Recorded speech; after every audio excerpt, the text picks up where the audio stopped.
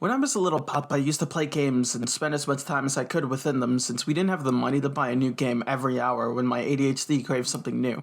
So, how do you spend hours playing the same thing you've already played a million times over already and have already squeezed out every bit of content you could have from the actual game experience? Well, you do what I did. You find new ways to just kill time in the game. I used to do this kind of stuff all the time when I was a little pup, and it genuinely helped a lot since it made a game I felt I completely finished have just a bit more content through basically my own creativity, creating more ways to interact with the world.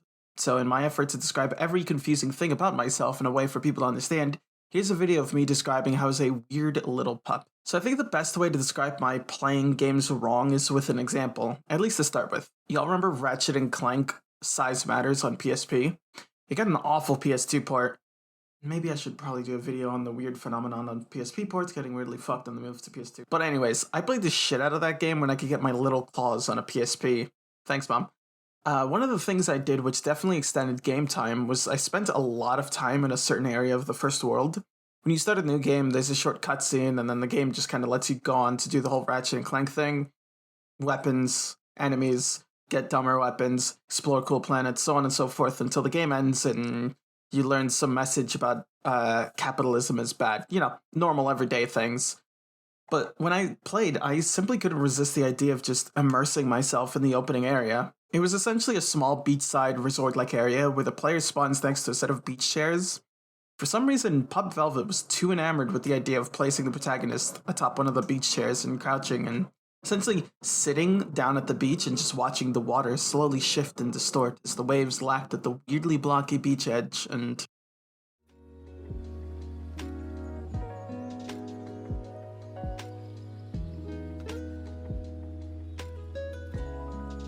Okay, I'll be honest and say that nostalgia has added a lot of dramatization to the memory behind this, but fuck it, it's my video and I want to wallow in little memories of my childhood, so let this audio just enjoy itself real quick, please. The video won't just be that, I promise. I have a point I want to transition into, like one of those cool YouTube analysis video writers, so just wait for the ending. But before that, this has oddly stuck with me for a long time. I'm not entirely sure of a way to describe this form of play, other than simply living in the world, if that makes sense. I wasn't exactly the happiest pup, so getting to just pat around in an entirely different world that connected with me way more than anything I got to experience in the real world simply enraptured me. I mean, for an autistic little otter, it made me feel much better to immerse myself in these worlds that simply made more sense to me, but that's a topic for another day. I will say that it's quite interesting to acknowledge that, and also point out how that clearly autistic set of actions and thoughts ties directly into how the idea of living entirely in a different world, where I was important and special and cool and heroic and I knew what I was doing, was something that caught my attention so much that despite my constant craving for new forms of stimulus, I was constantly scraping for any amount of new content, including simulating just living in the worlds that held my attention. So yeah, living in the world is probably the best way to describe it. Another example of this was how often I'd find games with more modern themed worlds like cities and such and just drive or walk around and just take in the environment.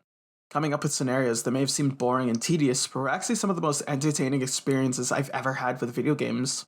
Playing Grand Theft Auto Liberty City Stories at probably too young an age, thanks mom, and just driving around and pretending to go buy groceries and bring them home, or walking around the city area in SpongeBob Battle for Bikini Bottom and pretending to talk to Miss Puff before getting distracted watching the cannons that shoot kitchenware, because that was just weirdly mesmerizing to my little otter brain.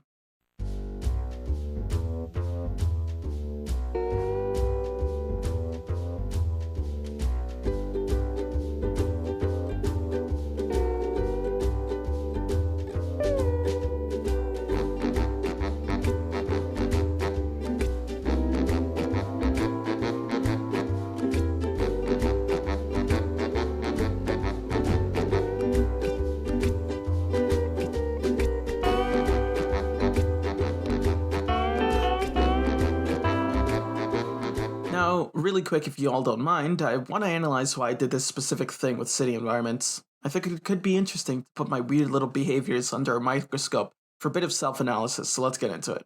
Something I still deal with to this day is an issue with understanding the proper ways to be an adult.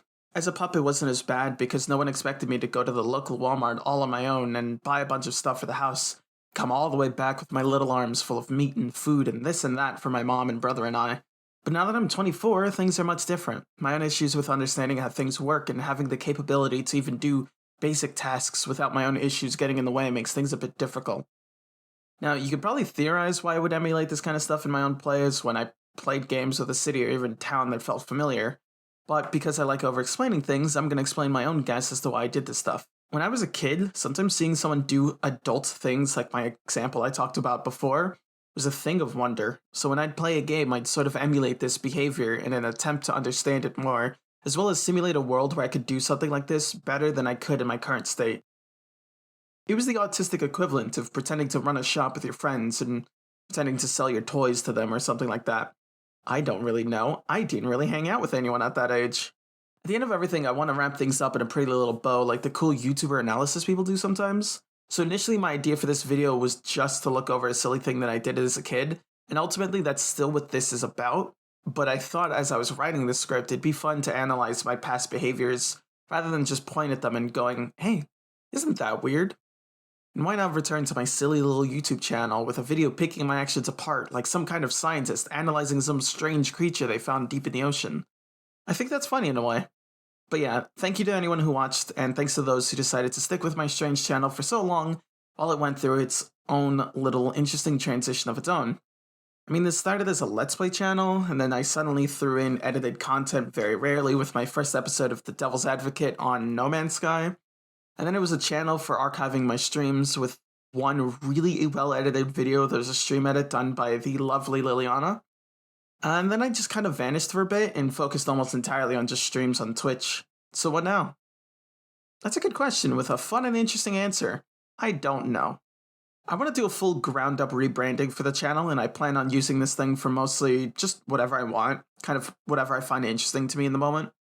Maybe against what basically every single person says not to do on YouTube, but I'm not doing this for a career or whatever. I'm just here for fun.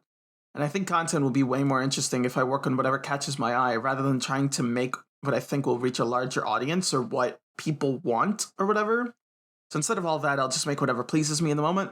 And I hope you'll be there to follow me along during this weird adventure.